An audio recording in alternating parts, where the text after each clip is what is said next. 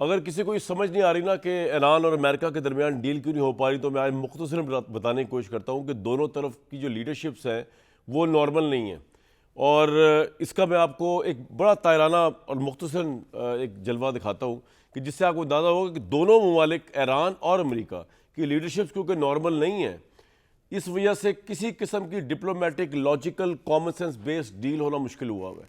मतलब ये कितनी बड़ी नॉनसेंस सिचुएशन चल रही है कि अमेरिका सिर्फ ईरान की बहरी नाकाबंदी करके शादियाने बजा रहा है फतह के, उससे ईरान तो तबाह हो रहा है लेकिन पूरी दुनिया को तो कोई फ़र्क नहीं पड़ा। लेकिन जो ईरान ने स्टेट ऑफ हॉर्मस बंद की हुई है और उसकी जो नाकाबंदी है उससे पूरी दुनिया तबाह हो रही है, उसकी पूरी दुनिया की इकॉनमी और एनर्जी का एक बहरान दर बहरान चलता चला आ रहा है। तो ये दोनों ममालिक की लीडरशिप का मुख्तसर अगर आपको ज़्यादा पेश करूँ तो आपको अंदाज़ा होगा कि इन दोनों के दरमियान डील क्यों इस वक्त इम्पॉसिबल हुई हुई है, या no war no deal situation चल रही है, जैसे कहते हैं ना फ्रोजन कॉन्फ्लिक्ट, जो कि बड़ी बेयकीनी की सूरत हाल है दुनिया के हर बिजनेस और दुनिया की हर स्टेबिलिटी के लिए। सबसे पहले आपको अमेरिका ले जाता हूँ। वहाँ पे उनके अवामी नुमाइंदगान के अंदर जो आज डिस्कशन हो रही है, वज़ीर जंग से जो सवाल पूछा जा रहा है, वो इस हद तक सवाल पूछा जा रहा है कि डोनाल्ड ट्रंप का दिमागी तवाज़ुन ठीक है या नहीं है। आपको यकीन नहीं आ रहा होगा इस बात पे, लेकिन ये बड़ा ज़रूरी जानना कि वहाँ के अवामी नुमाइंदगान जो है, वहाँ के वज़ीर जंग पीट से पूछ रही हैं कि जनाब ज़रा हमें बताइए कि हमारे प्रेसिडेंट का दिमागी तवाज़ुन ठीक है। और वो उन्होंने पहले जिन्होंने सवाल पूछा है, जिस मेंबर असेंबली ने सवाल पूछा है, उसने पहले डोनाल्ड ट्रंप की 5-6 ट्वीट्स पढ़ के सुनाई हैं, जिनमें एक में वो स्टोन एज में भेज रहा है ईरान को, दूसरे में कहीं और भेज रहा है, तीसरे में वो जीसस क्राइस्ट की तरह का अपना सिंबॉलिक वो तस्वीर लगा के बैठा हुआ है। उसके बाद जो सवाल पूछा है उनके पागलपन के ऊपर, वो चला दें ज़रा।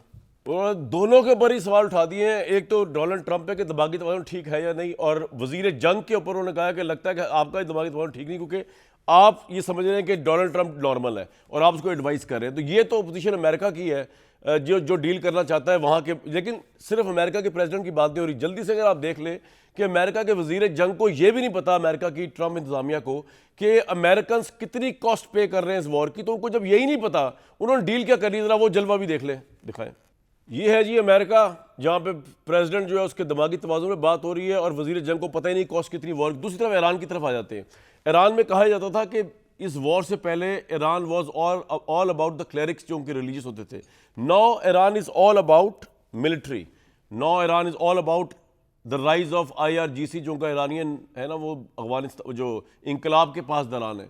ईरान में इस वक्त पूरा मिलिटेंट माहौल हो चुका हुआ है। ईरान में जो परेड्स हो रही हैं, ईरान के अंदर जिस तरह की, यानी कि ईरान की स्ट्रीट्स के अंदर उन्होंने पैरा मिलिट्री फाइटर्स बुलाए इराक से, वो डिमॉन्स्ट्रेट करने के लिए अपनी पावर को और अपनी आहनी हाथ दिखाने के लिए। उनमें एक तो है PMF, Iraqi popular mobilisation forum उसे कहते हैं, दूसरा है हश्द शबी। ये दिन रात ईरान की सड़कों के ऊपर जो है परेड और मार्चेस करके ये बता रहे हैं कि ईरान इस वक्त एक टोटल मिलिट्री स्टेट बन चुका हुआ है, और उसकी जो जितनी रिजिड हार्ड लाइन जो भी ले रहे हैं उनके डिप्लोमेट्स, वो इसी यहीं से निकल रहे हैं। Heavy armed vehicles, heavy security atmosphere, दिन में जो प्रेयर्स होती हैं वो भी बंदूकों के साथ हो रही है, डिमॉन्स्ट्रेट करने के लिए कि जनाब ईरान जो है वो जो अमेरिका चाहता था उससे टोटल रिवर्स हो चुका है। ईरान की जो मॉडरेट लीडरशिप है वो और पीछे जा चुकी है। मतलब ईरान के जो पुराने सदूर थे, हसन रूहानी थे, मोहम्मद ख़ातमी थे, जो लोग बात किया करते थे उसकी कि जी थोड़ा सा ईरान प्रोग्रेसिवनेस की तरह, वो या तो पीछे हटा दिए गए या वो भी इसी फौजी रेवोल्यूशनरी रजीम के साथ खड़े हो गए। स्टेट मीडिया कंट्रोल बढ़ गया है। वो जुडिशरी जो इस से पहले भी रोज़ एक्सिक्यूशन किया करती थी, अब भी रोज़ एक्सिक्यूशन करती है, अब और धड़ल्ले की जोर पे कर रही है। अब बताया गया कि जब से ये कॉन्फ्लिक्ट शुरू हुआ है, कोई उन्होंने 21-22 के करीब एक्सिक्यूशन कर डाली हैं। 4000 से ऊपर लोग जो है उनको सिर्फ इस वजह से कि वो स्टेट के खिलाफ है, उनको उन्होंने उनकी प्रॉपर्टीज कॉन्फिस्केट कर दिया, नया लेजिस्लेशन लिया है ईरान के अंदर। और इन तमाम चीज़ों को चला रहा है इस वक्त मेजर जनरल वहाँ के अहमद वहीदी, जिनकी तस्वीर आप देख रहे हैं। ये IRGS के इस वक्त के हेड हैं। इनके ऊपर ये इतने सख्त गिर और रेडिकल किस्म के शख्स हैं वेस्ट के नज़दीक कि इन्होंने बैरून मुल्क अल-कुद्स फोर्स बनाई। हिजबुल्लाह जिसने बैरूत बैंकर्स बॉम्बिंग की, उसमें हिजबुल्लाह के अंदर इनका हाथ रहा। वेस्ट समझता है कि अर्जेंटाइन के अंदर 1994 के अंदर ज्यूइश कम्युनिटी को जो मारा गया उस सेंटर को, उसमें इनका हाथ है। ये मोस्ट वांटेड है, ये यूरोप के मोस्ट वांटेड है। ये ऑल इन ऑल है। इस वक्त कहा यह जा रहा है कि जितनी डिप्लोमेटिक डील ईरान करना चाह भी रहा है अगर फ्लेक्सिबल, उसको रोकने के लिए ये हार्ड लाइन ग्रुप जो है इस वक्त सबसे ऊपर है। लिहाजा हार्ड लाइन ग्रुप ईरान में, एक पागलपन और हार्ड लाइन ग्रुप अमेरिका के अंदर, इन दोनों के दरमियान डील कैसे होगी? अभी आप डोनाल्ड ट्रंप की आज की ट्वीट देख, कल मैंने आपको दिखाया टॉम क्रूज बने गन लिए खड़े हुए, पीछे बम्बारमेंट हो रही है। आज उनकी एक और तस्वीर आई है जो उन्होंने ट्वीट की अपनी, और उसमें उन्होंने लिखा है the storm is coming, nothing can stop what is coming. ये सिचुएशन है इस वक्त, दोनों तरफ फ्लेक्सिबिलिटी नज़र नहीं आ रही। दुनिया जो है वो दोनों की तरफ देख रही है, लेकिन दोनों जो हैं उनका हमें तो समझ नहीं आ रहा क्या है। मेरे साथ जो पहले उनसे जानने की कोशिश करते हैं, शायद वो समझा सके। जुबैर साहब, बहुत warm welcome sir. Imran Ali साहब साबिक सफ़ीर हमारे साथ मौजूद। जावेद चौधरी साहब, ऑब्वियसली उनके एनालिसिस आप सुनते आ रहे हैं दिहाइयों से। जुबैर साहब, क्या बनाते हैं आप इस सारी सिचुएशन का? नो वॉर नो डील, लेकिन अब तो स्टॉर्म भी जा रही है उस तरफ, पूरी दुनिया स्टैंड स्टिल है। बिल्कुल, मेरा ख्याल है आपने तज्जिया सही किया कि दोनों तरफ इतने हार्ड लाइन हैं, और ख़ास तौर पर जो डेंजर बात है वो अमेरिका का president, super power, the only super power in the world. और जब सोवियत यूनियन था भी तो उसकी बड़ी हैसियत थी। सो उसमें जो फैसला साजी होती है और उसके जो प्रेसिडेंट की हैसियत होती है, वो तो मेरा ख्याल है तमाम ममालिक के मुकाबले में। सो एक वो प्रेसिडेंट जॉनसन जब थे ना एक दफ़ा, तो उनको बताया गया कि आप जब बात करते ना तो पूरे दुनिया की मार्केट्स शेक कर जाती, तो आप देख के बात किया करें। बिल्कुल सही। अब ये ट्रम्प को समझाने की कोशिश है, but it's too late in the day, because वो तो इस किस्म की बातें करते हैं कि मार्केट्स को उन्होंने ऊपर से नीचे कर दिया है। और ये जो मोहतरमा सवाल पूछी थी, उनका जो कांग्रेशनल हियरिंग हो रही थी, ये सैन डिएगो से ताल्लुक है, जहाँ से फौज बहुत ज़्यादा, जैसे हमारा यहाँ है ना ये इलाका, फौजी फैमिली से यहाँ पे पूछ रही थी कि डोनाल्ड ट्रंप का दिमाग ठीक है कि नहीं? मेरे कॉन्स्टिट्यूएंट से ना वो पूछ रहे हैं, वो दे हैव डाइड, वहाँ वो सर्व कर रहे हैं। सो और वो उसके ट्वीट्स की कंट्रडिक्शन की बेस पे पूछ रही थी जी। सो आई थिंक वो एक बात तो ये है कि आई थिंक पाकिस्तानीज़ ने भी, मैं तो पाकिस्तानी की हैसियत से एक बात करूँ, हमने बहुत जल्दी एक्सपेक्ट करना शुरू कर दिया था कि कुछ फैसला हो जाएगा। कोई भी आप जंग उठा के देख लें, वियतनाम वॉर है, 7 साल तक नेगोशिएशंस हो रही थी पेरिस में। अभी आप तालिबान के जो अमेरिका के साथ एग्रीमेंट हुआ था, कतर में टॉक्स चल रही थी, साल से ज़्यादा चल रही थी, बार बार, और बड़े हाई लेवल पर सेक्रेटरी ऑफ स्टेट अमेरिका के इन्वॉल्व होते थे, पाकिस्तानीज भी एज ऑब्वियसली उसमें शामिल थे। तो एक तो ये, और अमेरिका और ईरान के दरमियान जो भी इश्यूज़ हैं वो 47 साल पुराने हैं। ठीक है। तो उसका अगर ये एक्सपेक्ट करें, अच्छा फिर सब ये बात नहीं है कि सिर्फ ईरान और अमेरिका का इफेक्ट होता है, इससे सऊदी अरेबिया भी इफेक्ट होता है, इजराइल भी होता है, लेबनान भी होता है। सबका इंटरेस्ट है कि भाई आप कैसे मुआहिदा कर रहे हैं एक चीज जिससे मेरे लिए उसमें कोई तो आप जुबैर साहब अगले कुछ दिनों में क्या देख रहे हैं? जो ट्रम्प कह रहे थे स्टॉर्म इज कमिंग, या ये स्टैंड स्टिल, ये कोल्ड? देखिए, मैं एक शायद आपने अभी शुरू प्रोग्राम से पहले बात की थी कि ट्रंप ने कहा है, एक दफ़ा ट्रंप ने ना, जब 4 या 5 हफ्ते हो गए थे जंग को, एंड जब उनको कोई हासिल नहीं हुआ था, and there was clearly a sign कि ही वांट्स टू एग्जिट, तो उन्होंने उस वक्त एक चीज़ कही जो कि मेरा ख्याल बड़ी रीजनेबल थी। ट्रंप ने, उन्होंने ये कहा कि जी हमने सारे अहदाफ हासिल कर लिए, बार बार कहा, एयरफोर्स ख़त्म कर दिया हमने, नेवी ख़त्म कर दी, उनकी लीडरशिप को मार दिया, ये कर दिया, वो कर दिया। द ओनली थिंग हमने अहदाफ कर लिए, स्ट्रेट ऑफ हॉर्मुज़ पर जो अभी वो प्रॉब्लम है, ठीक है, उसका अमेरिका से तो डायरेक्ट ताल्लुक भी नहीं है, और वो सही कह रहे थे, जिनका ताल्लुक है, जिनकी शिप से आती हैं, अमेरिका में सर 4 साल में पहली दफा हाईएस्ट हो गई इस ऑयल प्राइस। वो तो इसी वजह से है ना, जब तक वो खुलेगा नहीं तो जाहिर सी बात है $4 से ऊपर जा चुकी है, $3 से कम थी। तो मेरा अपना ख्याल ये है कि इसमें बहुत से दूसरे ममालिक को शामिल होना पड़ेगा, European powers for example, UK, Germany, France, इनका बहुत बड़ा रोल होना चाहिए। They should already be seen as engaging with the Iranians. आपने बात कही और मेरे सामने, मैं रिपोर्ट शेयर कर लेता हूँ लोगों के साथ और बाकी पैनल से सुन लेंगे कि राइटर्स की तहलका खेज रिपोर्ट आई है कि एक तरफ तो अमेरिका अपने आप को पागलपन की हद तक स्ट्रॉन्ग साबित कर रहा है। डोनाल्ड ट्रंप कभी गन वाली तस्वीरें पोस्ट कर रहे हैं, कभी आज द स्टॉर्म इज कमिंग की तस्वीरें आ रही हैं, लेकिन जो राइटर्स की तहलका खेज खबर आई है, एक्सक्लूसिव स्टोरी राइटर्स ने दी है, वो ये कि आबनाए हॉर्मुज़ की बहाली के लिए अमेरिका ने खुफिया तौर पर बैन अवी मदद मांग ली। इस रिपोर्ट में वो लिख रहे हैं कि अमेरिका ने दीगर ममालिक पर मुश्तमिल एक बैन अवी इत्तेहाद बनाने की कोशिशें तेज़ कर दी हैं। ये बात अमरीकी महकमा खारजा के केबल में सामने आई, जिसे राइटर्स ने देखा है, एक्सक्लूसिव है ये राइटर्स की। आलमी मंडी में तेल की कीमतें 4 साल से ज़ायद की बुलंदी सतह पर पहुँच गई। खदशा जाहिर किया जा रहा है अगर सूरत हाल तवील हुई तो आलमी ईंधन की फ्राहमी मुतासिर हो जाएगी। तो अमेरिकन महकमा खारजा केबल के मुताबिक अमेरिका ने दीगर यूरोपीय ममालिक को एक नए बैन अवी इत्तेहाद में शामिल की दावत दी है। केबल में कहा गया है कि ये इकदाम ऐसे वक्त में किया जा रहा है जब हम इस अहम आबी गुजरगाह में जहाज़ रानी का निज़ाम तातुल का शिकार हो चुका है, तो उसको खुलवाने के लिए और आलमी तजारत और तेल की तरसील जो शदीद मुतासर हुई, ठीक करने के लिए बहुत ज़रूरी है कि हम ऐसा इकदाम करें मिल के। मौजूदा इत्तेहाद को मैरी टाइम फ्रीडम कंस्ट्रक्ट का नाम दिया गया है। यह इत्तेहाद रुकन ममालिक के दरमियान मालूमात के तबादले, सफारती सतह पर हम आहंगी, पाबंदियों के नफाज के हवाले से है। इस इत्तेहाद का मकसद आबनाए हुर्मुज़ में महफूज और बिला रुकावट जहाज़ लाने को यकीनी बनाना और आलमी तजारत तसल्सल बरकरार रखना। लेकिन इसमें इंटरेस्टिंग चीज़ जो है वो ये कि फ़्रांस, बरतानिया और दीगर यूरोपीय ममालिक ने इस इत्तेहाद में शमूलियत के हवाले से मुशावरत की और अमेरिका को ये वाज़िया कर दिया कि वो सिर्फ उसी सूरत में आबनाए हुर्मुज़ खुलवाने में किरदार अदा करेंगे जब कशीदगी और फ़ौजी कार्रवाइयाँ ख़त्म हो जाएँ। तो इमरान अली साहब, ये तो राइटर से खबर आ गई कि एक तरफ अमेरिका अपने आप को बहुत स्ट्रॉन्ग दिखा रहा है, हमारे सामने ये रिपोर्ट भी है कि अमेरिकन प्रेसिडेंट ने को ब्रीफ किया गया कि मुख्तसर मगर शदीद फौजी कार्रवाई की जाए ईरान के ऊपर। एक तरफ ये भी है, दूसरी तरफ अमेरिका सपोर्ट भी चाह रहा है। सिचुएशन आप किस तरह रीड कर रहे हो? जी शुक्रिया कामरान। असल में बात यह है कि एक तो ये पोस्चरिंग है और ये रिपोर्ट बड़ी इंपॉर्टेंट है जो आपने भी पेश की, लेकिन उसके अलावा मसला एक जो ईरान और अमेरिका का ये है कि उनके जो जो जो मुख्तलिफ इश्यूज थे उसमें आबनाए हुर्मुज़ तो ईरान ने ऑफर कर दिया कि हम रेसिप्रोसिटी के साथ खोल लेते हैं। प्रॉब्ली उन्होंने ये भी कहा है कि आप हम पे सैंक्शंस उठा लें। लेकिन अमेरिका, जेडी वैंस साहब भी और प्रेसिडेंट ट्रंप भी ऐलान कर चुके हैं कि जब तक न्यूक्लियर के ऊपर वो जी। कोई फतह नहीं दिखाएंगे अपनी कौम को, जिसका मकसद ये है कि एक तो वो यूरेनियम है जिसके ज़खायर हैं, लेकिन उससे भी ज़्यादा ईरान से कमिटमेंट लेना कि वो कभी भी यूरेनियम एनरिच नहीं करेंगे। तो वो वहाँ मसला फंसा हुआ है और ईरान ने भी, मेरा ख्याल है, हालांकि कहना आजकल पॉपुलर नहीं है, ईरान को भी जो प्रपोजल्स पाकिस्तान के थ्रू भेजने चाहिए थे उसमें न्यूक्लियर का भी जो प्रैक्टिकल प्रपोजल है जो ओमान तक जब तक लेकिन talks हुई थी। लेकिन इमरान साहब, क्यों ईरान इतना हार्ड स्ट्रॉन्ग स्टैंस ले रहा है? इस वजह से कि वहाँ लीडरशिप मिलिट्री ओरिएंटेड, या वहाँ पे बहुत सख्त लीडरशिप आ गई है जो न्यूक्लियर पे बात करने को तैयार ही नहीं हो रही, इस वजह से ईरान जी कर रहा है? जी हाँ, उसमें सर ये भी है कि ईरान हमेशा बहुत लंबी बार्गेनिंग करता है। उनका बार्गेनिंग स्टाइल ये है कि वो हर बाल की खाल उतारते हैं एंड तक। लेकिन वो ये भूल रहे हैं कि इस वक्त हम जंग के दरमियान में खड़े हैं। एक टेम्परेरी सी सीज फायर है, पूरी दुनिया इफेक्ट हो रही है, पूरी दुनिया के गरीब लोग इफेक्ट हो रहे हैं। तो ईरान को भी पाकिस्तान के थ्रू या जिस तरह भी वो भेजना चाहते हैं, उनको न्यूक्लियर इशू पे जल्दी अगले कुछ घंटों में अपने प्रपोजल्स भेजने चाहिए ताकि जंग के इम्कानात खत्म हो और दुनिया में कुछ स्टेबिलिटी ठीक है। ठीक, बिल्कुल ठीक।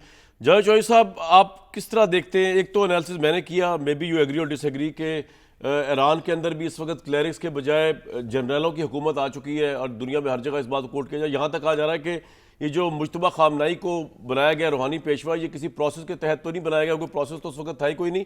ये तो IRGC ने उनको पिक किया और उठा के वहाँ लगा दिया है। तो वहाँ पे भी एक हार्ड लाइन अप्रोच है। और अमेरिका जो है उसका तो आपने देख लिया, अमेरिका के प्रेसिडेंट जो है उनका समझ ही कुछ नहीं आता। तो सर, आप किस तरह रीड करते हैं सारी सिचुएशन को जो चल रही है इस वक्त एक डेडलॉक की? सर देखिए, दो मुल्क हैं, एक का नाम अमेरिका है, दूसरे का ईरान है। अमेरिका के अंदर एब्सोल्यूट पावर है, वहाँ पे प्रेसिडेंट कुछ भी कर सकता है, वो किसी मुल्क के ऊपर अटैक कर सकता है। 60 दिन बगैर कांग्रेस को नोटिस दिए हुए, कांग्रेस से पूछे बगैर वो कुछ भी कर सकता है और उसको रोका नहीं जा सकता, और ना कोई उससे पूछ सकता है, ना उससे कोई सवाल उठा सकता है। 60 दिन के बाद वो कांग्रेस में जाए, और वो भी अगर ना जाना चाहे तो ख़ास कोई सज़ा नहीं है, और वो लिंगर ऑन कर सकता है चीज़ों को, क्योंकि उसके पास एब्सोल्यूट पावर्स होती हैं। और वहाँ पे एब्सोल्यूट पावर है, जिसको कोई चैलेंज नहीं कर सकता, जिसको कोई रोक नहीं सकता, जिससे कोई पूछ नहीं सकता। और दूसरी साइड पे ईरान है, ईरान के अंदर किसी के पास पावर नहीं है। वहाँ पे दो गवर्नमेंट्स हैं।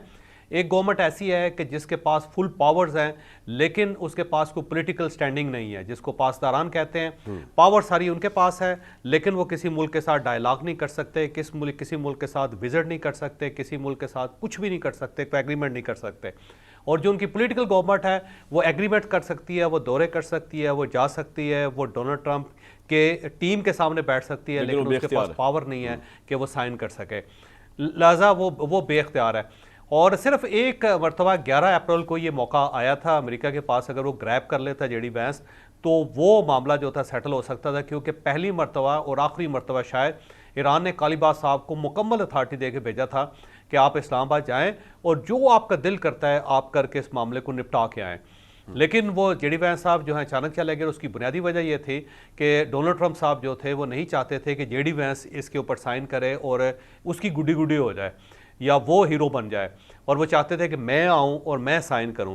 बस वो उस वक्त एक ये क्लब जो कप है वो स्लिप हुआ, और उसके बाद जब कालीबाफ साहब वापस गए और उन्होंने जब डिटेल बताई तो वहाँ पे पासदारा ने तलवारें निकाल ली। उन्होंने कहा खबरदार अगर किसी ने ये दोबारा इस किस्म का एग्रीमेंट करने की कोशिश की।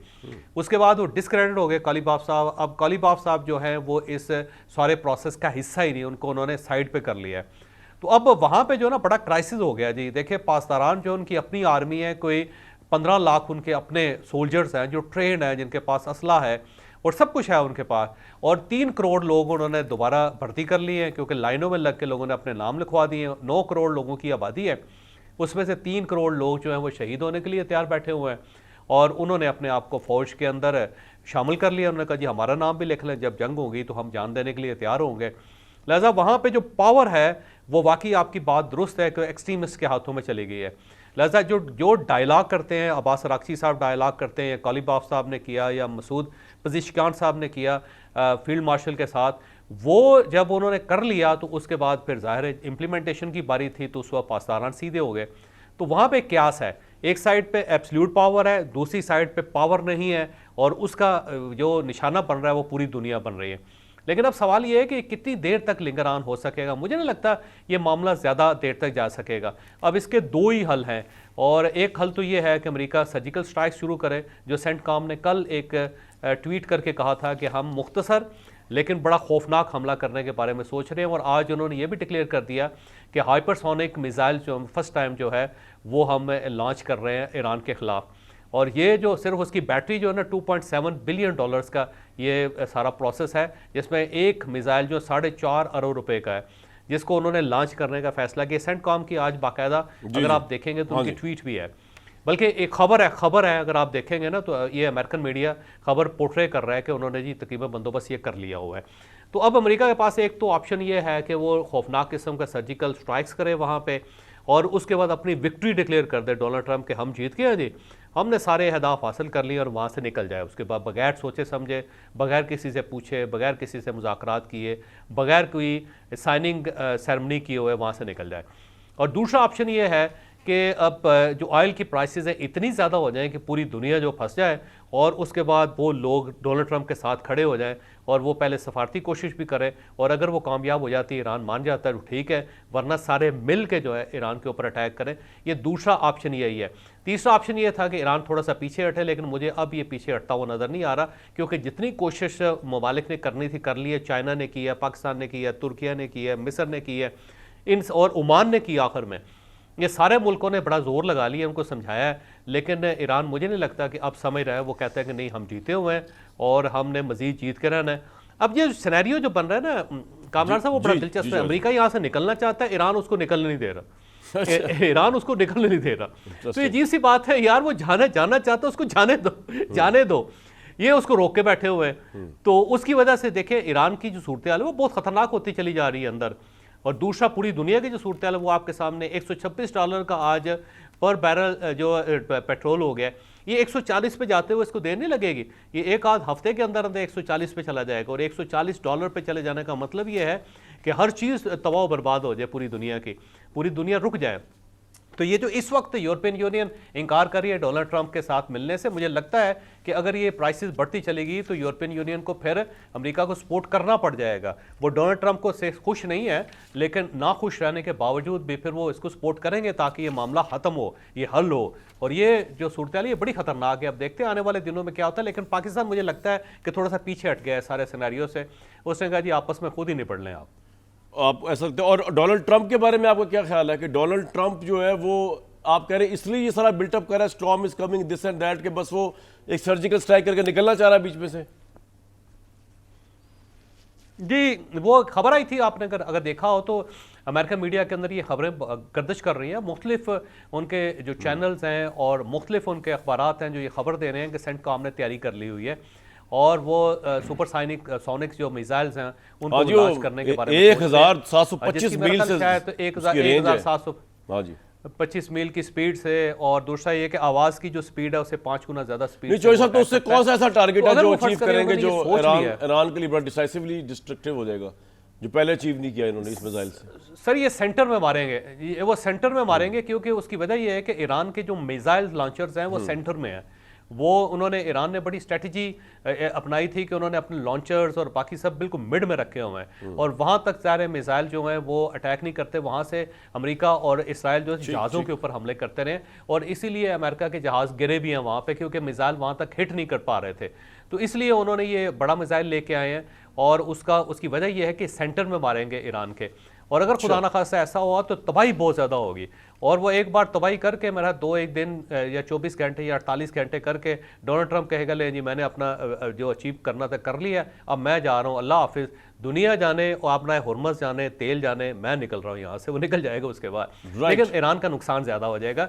ईरान हमारे मुसलमान भाई हैं, इतना नुकसान उनका नहीं होना चाहिए, ये वाकई नुकसान हो जाएगा और ये ज़िद की वजह से हो रहा है, क्योंकि ये जो सूरत हाल है इसके अंदर अमेरिका वाकई वहाँ से निकलना चाहता है। देखें वो तो अब्बास अरागची साहब वैसे आए यहाँ पाकिस्तान, यहाँ से उन्होंने जहाज़ लेना था, उन्होंने आगे मस्कत जाना था, तो उसके साथ ही डोनाल्ड ट्रंप ने अपनी पूरा वफ्द तैयार कर लिया था कि ये आ रहा है जी, और ये जाकर उनके साथ लेकिन ये नहीं मिला। बिल्कुल ठीक है चौधरी साहब, इस हद तक डेस्परेट है अमेरिका बिल्कुल ठीक कि वो यहाँ से निकलना चाहता है, लेकिन अब ईरान उसको निकलने नहीं दे रहा और पता नहीं ईरान इससे क्या अचीव करना चाहता है। मेरा ख्याल है ईरान का नुकसान हो जाएगा इसमें बहुत ज्यादा। राइट जुबैर साहब, ईरान यहाँ पे अनरीजनेबल हो गया बहुत ज्यादा। ईरान अनरीजनेबल हो गया बट फॉर वैलिड रीजंस। देखिए ना, बहुत इंपॉर्टेंट चीज़ होती है जो कि मेरा ख्याल है जावेद चौधरी साहब ने थोड़ा सा मिस कर दिया पॉइंट। अमेरिका के ऊपर बहुत ज़्यादा प्रेशर है। अमेरिका को ये देखने की ज़रूरत होती है कि अमेरिकन पब्लिक का रिएक्शन क्या है। ईरान की लीडरशिप को ये देखने की ज़रूरत नहीं है। There is a major difference between the two. उनके मिड टर्म इलेक्शंस आ रहे हैं अमेरिका के, उनकी एक पॉलिटिकल पार्टी है जो ये फियर कर रही है कि अगर इसी तरह से हालात रहे तो दोनों हाउसेस में रिपब्लिकन पार्टी मेजॉरिटी हार सकती है and that will make Donald Trump a lame duck president for the remaining 2 years of his presidency. तो ये बड़ा इंपॉर्टेंट फैक्टर है। वो पब्लिक में थोड़े बहुत रिपब्लिकन्स बोलें, लेकिन अब ज़्यादा से ज़्यादा बोलना शुरू हो गए। सो अमेरिका के लिए ये कहना कि जी अभी तक अहदाफ हासिल नहीं किए, देखें ना, अगर आप सीक्वेंस ऑफ इवेंट्स देखें, जून में उन्होंने हमला किया, उन्होंने ऐलान किया कि we have obliterated their nuclear arsenal June last year 2025 permanently and completely. ये अल्फाज अगर आप इसका उर्दू तर्जुमा करेंगे, हमने ख़त्म कर दिया। उसके बाद उन्होंने हमला किया अभी फरवरी के एंड में और मार्च में चलता रहा और उन्होंने कहा कि हमने सब कुछ तबाह कर दिया है। तो अब वो जो उन्होंने विक्ट्री या वो जो वर्ल्ड कप लेके जाना है और अमेरिकन पब्लिक को दिखाना है, ये तो एक आपने नैरेटिव बिल्डअप करना होता है, उसका फिजिकल को डेमोन्स्ट्रेशन नहीं करके देना होता। अगर वो उस किस्म की डेवस्टेशन करेंगे और उस किस्म के हमले करेंगे जिसमें लाखों लोग मरने का चांस है, it will not by America और ट्रंप एनीथिंग। वो चाहे जो मर्जी डिक्लेयर करते रहे विक्ट्री, लेकिन अगर ये इतने लाखों लोगों को मार के, ईरानियंस को मार के, वो क्वेश्चन तो उनसे ऑलरेडी ये हो रहा है कि भाई आपने अभी क्या अचीव क्या करना है। आपने तो खुद कहा था, एक दफ़ा नहीं 2 दफ़ा आपने ऐलान किया कि हमने उनका न्यूक्लियर आर्सेनल ख़त्म कर दिया, मिसाइल सिस्टम ख़त्म कर दिया, हमने सारे एहदाफ हासिल कर लिए। ये ट्रंप ने कहा है, अमेरिकन पीपल लोगों को ये नहीं। तो जब उन्होंने बार बार ये कंसिस्टेंटली कहा है, तो अब वो ये शो करके वो हिरोशिमा और नागासाकी की तरह शो करना चाहते हैं कि देखें जी ये मैंने ईरान के साथ किया। It will not by him anything. ये जो है कि जी वो विक्ट्री हो जाएगी, विक्ट्री तो उनके पास 5 हफ्ते बाद वो कर सकते थे declare. The only mistake that he did and most of us also were part of that thing कि जी एक पीस एग्रीमेंट हो जाए। यार पीस एग्रीमेंट कौन सी जंग होती है उसके दूसरे दिन पीस एग्रीमेंट होता है? मुझे आप एक बता दें, मई में पाकिस्तान इंडिया की जंग हुई, किसी ने जोर दिया कि पीस एग्रीमेंट करें? किसी ने नहीं जोर दिया। भाई आप विड्रॉ कर देते हैं, सीजफायर हो जाती है, खत्म हो जाती है। ट्रंप ने ये ऐलान किया था कि हमने सारे अहदाफ कर लिए। स्ट्रेट ऑफ हॉर्मुज़ का जहां तक ताल्लुक है, जो डायरेक्टली अफेक्टेड है, अमेरिका तो अफेक्टेड ही नहीं है। जापान है, पाकिस्तान है, इंडिया है, चाइना है, ये सारे ममालिक हैं, ये और यूरोपियंस ये उसको मनाएं और उसको जाके फैसिलिटेट करें। और मेरा अपना ख्याल ये है कि जब तक अमेरिका के दबाव में आके, उनके डराने धमकाने से, उनके ये मिसाइल सिस्टम से ईरानियंस डरने वाले नहीं हैं। नुकसान होगा, जावेद चौधरी साहब सही कह रहे हैं, इतना ज़्यादा नुकसान होगा कि उनको रिकवर, बट डोंट फॉरगेट ये वही ईरान है जो 8 साल तक इराक के साथ जंग करता रहा था। सो ये किसी चीज़ से डरते नहीं है कि जी इनको कोई डराया जाए। इनसे किसी प्यार मोहब्बत से किसी तरह से कुछ करवा लिया जाए तो और बात है। ट्रंप इज सो डिस्क्रेडिटेड कि ट्रंप तो कभी ये पीस अचीव कर ही नहीं सकता। मेरे ख्याल से एग्रीमेंट, मैं आपसे इत्तफाक करता हूँ सर, आपसे इत्तफाक करता हूँ सर, आपसे मुकम्मल इत्तफाक करता हूँ कि ये जंग ईरान जीत चुका है और ईरान ने अपनी पावर शो की है पूरी दुनिया में। ईरान की जो रेजिलियंस है उसको पूरी दुनिया इस वक्त अप्रिशिएट कर रही है, इसमें कोई शक नहीं है। और इस सारी जंग के अंदर ईरान राइट पे है, अमेरिका रॉन्ग पे है, ये वो फैक्ट्स हैं जिसको पूरी दुनिया तस्लीम कर रही है। लेकिन अगर अमेरिका को वहाँ से जाने ना दिया गया तो ज़्यादा नुकसान कर देगा वो। बेहतर ये है कि थोड़ा सा स्टेप डाउन करें, थोड़ा सा पीछे हटें। आप ठीक है। जीते हुए हैं, जीती हुई जंग जो उसको हरवाना ठीक है, क्यों चौधरी साहब, चाहते हैं मुझे आप? एक ब्रेक ये के लिए बिल्कुल कहा जा रहा है। जैसे रेस लगा रहा हो एक खिलाड़ी बिल्कुल ठीक। और वो जीत गया हो लेकिन उसके बावजूद रुके ना, वो बिल्कुल ठीक है। रुके यहाँ पे रुके, ये बात ठीक है। लेकिन डील जो अमेरिका करना चाह रहा है ना, मुझे ये समझ आई उसकी दो वजूहात हो सकती हैं। एक तो ये कि ऑब्वियसली अपने हरबस पे को रोक दिया था ईरान ने, तो उन्होंने चाहते थे डील के जरिए उसका मामला सेटल किया जाए। और दूसरा ऑब्वियसली न्यूक्लियर मसला इजराइल के पॉइंट ऑफ व्यू से हल ही नहीं हुआ था, तो उन्होंने इसलिए सोचा कि यार जो उनका मवाद है वो भी हमारे काबू किया जाए और इनसे एग्रीमेंट भी किया जाए 20 साल का, इसलिए शायद अमेरिका डील के डेस्परेट। लेकिन जानते हैं ब्रेक के बाद इमरान अली साहब से कि क्या मामला कुछ ऐसा ही है जो कहा जा रहा है यहाँ पे कि ईरान अब अमेरिका को नहीं चाहता कि यहाँ से निकल के जाए बाहर, फंसा रहे। एक ब्रेक लेंगे जी। इमरान अली साहब, डिस्कशन हमारी ये हो रही थी बड़ी इंटरेस्टिंग कि अब अमेरिका किसी ना किसी तरीके से निकलना चाह रहा है लेकिन ईरान उसको निकलने नहीं दे रहा। Would you agree with that? जी, किसी हद तक ये बात दुरुस्त है। बहुत वैलिड पॉइंट्स दोनों ऑनरेबल गेस्ट ने बताए। लेकिन अगर ट्रंप पे छोड़ दिया जाता ना जी सिर्फ, तो वो वाकई हाइपरसोनिक मिसाइल मार के नुकसान पहुंचा के एक विक्ट्री स्पीच करता वाशिंगटन में बैठ के और ख़त्म कर देता। मसला ये है कि रिपब्लिकन पार्टी जो मैगा है, जो उनकी अपने सपोर्टर्स हैं, वो ये कहेंगे कि इस तरह तो एक अमेरिकी प्रेसिडेंट वॉक ऑफ कर गया इतना नुकसान करके। तो वो स्टेट्समैनशिप का है वो एलिमेंट इसमें से निकल जाता है। अगर उनके बस में होता तो वो यही करते। तो अभी भी वो यही चाहेंगे कि वो स्टेट्समैन लाइक को बड़ा पीस करे। ये भी सुनने में आ रहा है कि यूक्रेन पे भी पीस की एफर्ट्स कुछ करीब पहुंच गई हैं, तो वो एक बड़ा पीस प्रॉब्ली करना चाहेंगे। ईरान ये गलती कर रहा है कि ईरान ये समझ गया, उन्होंने समझ लिया कि किसी किस्म की कोई काइनेटिक एक्टिविटी नहीं हो सकती, हमने स्ट्रेट्स ऑफ हॉर्मुज़ की ब्लॉकेट खुलवानी है। देखिए, गलत फैसले भी तो अक़वाम करती हैं। अमेरिका गलत फैसला करेगा, अमेरिका को शायद कोई बेहतरी ना हो, लेकिन अमेरिका एक सुपर पावर है, वो उसमें से निकल जाएगा, इकोनॉमिकली निकल जाएगा। ईरान का बहुत, जिस तरह सर जावेद ने भी कहा और सर जुबैर ने भी, ईरान का बहुत नुकसान होगा। मॉरली ईरान राइट पे है, लीगली ईरान राइट पे है, हर लिहाज से राइट पे, एग्रेशन नहीं की। लेकिन इस वक्त तो ये देखना चाहिए कि उसकी नेशन का और मुल्क के बेस्ट इंटरेस्ट में क्या है। तो ईरान को न्यूक्लियर पे एक बैलेट प्रपोजल दे के एटलीस्ट ओमान या जिनीवा तक जो चीज़ वो मान गए थे वो कन्वे करना चाहिए और बहुत देर नहीं करनी चाहिए। राइट।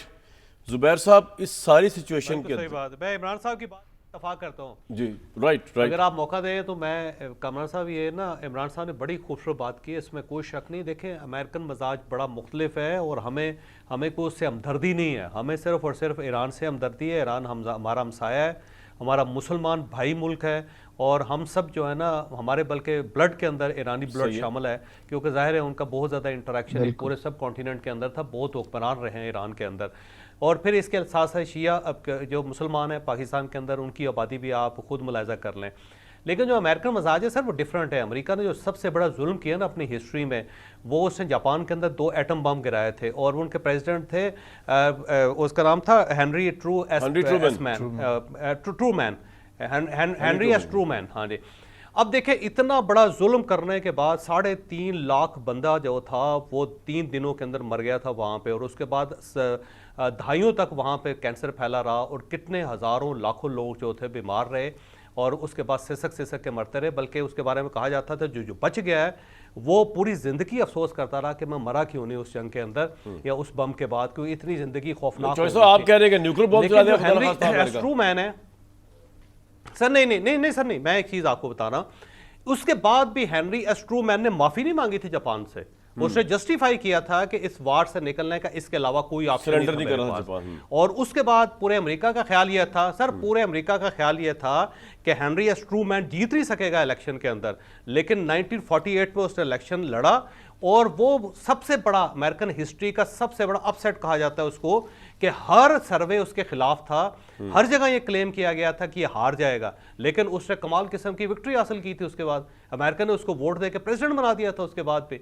तो सर अमेरिकन मजाज बिल्कुल मुख्तलिफ है। ये जुल्म करने के बाद भी अमेरिका जो है ना, या अमेरिकन सिटीजन अपने प्रेसिडेंट के खिलाफ खड़े नहीं होते। और अगर एटम बम गिराने के बाद भी हेनरी एस ट्रूमैन का एहतसाब नहीं हो सका था या उससे माफी नहीं तो मांगी ट्रम्प थी, का भी नहीं होगा। और अमेरिका ने उसको बहुत ज्यादा वोट दे के, जो अमेरिकन हिस्ट्री का सबसे बड़ा अपसेट करार दे के भी उसको प्रेसिडेंट बना लिया था। तो ये गलत फहमी है कि ये कुछ यहाँ पे जुल्म करेगा तो अमेरिकन उसका मुहासबा कर लेंगे Right. या उसको जीतने नहीं देंगे या उसका नाटका तो बंद सर, कर लेंगे। ट्रम्प तो- अमेरिकन सोसाइटी मुख्तलिफ है। चॉइस साहब पॉइंट आ गया, तो ट्रम्प तो शुतर बेमुहार है सर, इसलिए मैं जवाब और उसने दे दूं वैसे भी इसका? हाँ थर्ड टाइम मैं इसका प्रेसिडेंट जवाब दे दूं? जी जी मेरा ख्याल है मैं इनकी बात से एग्री नहीं करता। पहली बात तो है ठीक है। पूरी अमेरिकन कौम मुत्तफिक थी कि एटम बम मारने, कोई रिग्रेट नहीं था अमेरिकन कौम को। ठीक उस है। वक्त भी नहीं था, अब भी नहीं है, उसके बाद भी हिस्ट्री में। लेकिन अमेरिकन कौम बड़ा रिबेलियस है। वियतनाम वॉर में जॉनसन के ऊपर इतना प्रेशर आया था 1968 में कि वो प्रेसिडेंशियल इलेक्शन लड़ते लड़ते बैकआउट हो गए थे, because the pressure among the public was so much against America's involvement in Vietnam, और वो उधर से निकले थे। तो ऐसी बात नहीं कि अमेरिका में अमेरिकन कौम सारी पीछे शुरू हो जाती है। सर वो 10 साल जंग लड़ी थी उन्होंने, जो भी है, सर वो 10 तो साल वहाँ भी जंग तो लड़ी 6 थी, साल। 10 साल बाद जाके ये सूरत पैदा हुई थी। यहाँ पे 2 महीने हुए हैं यहाँ पे। ठीक है। वो इराक अब- के अंदर देखें 10 साल अब जंग सर, लड़ी उन्होंने। जावेद चौधरी साहब, ठीक है। अफगानिस्तान के अंदर 10 साल रहे, सर, क्या ठीक- हो गया उसमें? चले ठीक है, चॉइस ठीक साहब है। इनका व्यू सुन लेते हैं, फिर उसके बाद अपना दोबारा आ रहा व्यू हूँ है। बस। मेरा ठीक है, अपना जुबैर ख्याल साहब ये है complete कर लेते हैं कि आप। इस वक्त अमेरिका वो जो मैं अभी मेरे ख्याल में हम बात क्या कर रहे हैं मुझे नहीं समझ आ रही, कि हम ये कह रहे हैं कि अमेरिका उस हम हद ये कह तक रहे हैं कि चला ईरान को जाएगा। समझना चाहिए एक स्टेप पीछे, अब उसको थोड़ा सा न्यूक्लियर डील पे सोचना चाहिए, वरना बहुत तबाही हो सकती है। अमेरिका तबाही कर सकता है। सर, उसको ट्रम्प रास्ता ये निकलने दें उसको। ट्रम्प को कोई फर्क नहीं निकलने पड़ेगा दें, जान उसकी छुड़ाएं उसकी उससे। पॉपुलैरिटी नहीं, का। देखिए ना, एक तो ये बड़ी बात है, Iran has to keep its own interest and we should acknowledge that. अगर हम ईरान के साथ हैं, Iran is morally legally every way right, तो हम आप मुझे बताएं कि इजराइल सबसे बड़ा चैलेंज है इस दुनिया की पीस के लिए। हाँ ऑफ कोर्स। उसके अगेंस्ट कौन सी एक कंट्री है, मुसलमान ईरान। कंट्री जो खड़ा है? ईरान। जिस दिन उसके पास यूरेनियम का खत्म हो गया, Iran will be obliterated by Israelis. तो आप ये कह रहे हैं कि Israel should have the right to dominate the entire Middle East, but Iran should not provide a counter balance. That's what we are और आस्किंग। सर चॉइस मसला साहब, आप ये यही है कह कि रहे उनके हैं। पास 45 साल थे ईरान के पास, तो बम बना लेता ना सर। 45 साल थे ईरान के पास, वो बम बना लेता ना। क्यों नहीं उसने बनाया? जब वो बना सकता था, उस वो फतवा आ गया कि जी हमने बम नहीं बनाना, तो यूरेनियम आपने सर में मारनी थी, क्या करना था आपने? तो आज की उसको बात enrich कर रहा हूं करते ना, रहे वो मैं आप। उसकी तारीफ नहीं कर 450 रहा हूं। किलोग्राम आपने जमा कर ली, 450 किलोग्राम आपने जमा कर ली, लेकिन आपने बम नहीं बनाना था। 90 ग्रेड पे आप ले गए उसको, तो क्यों लेके जाते रहे?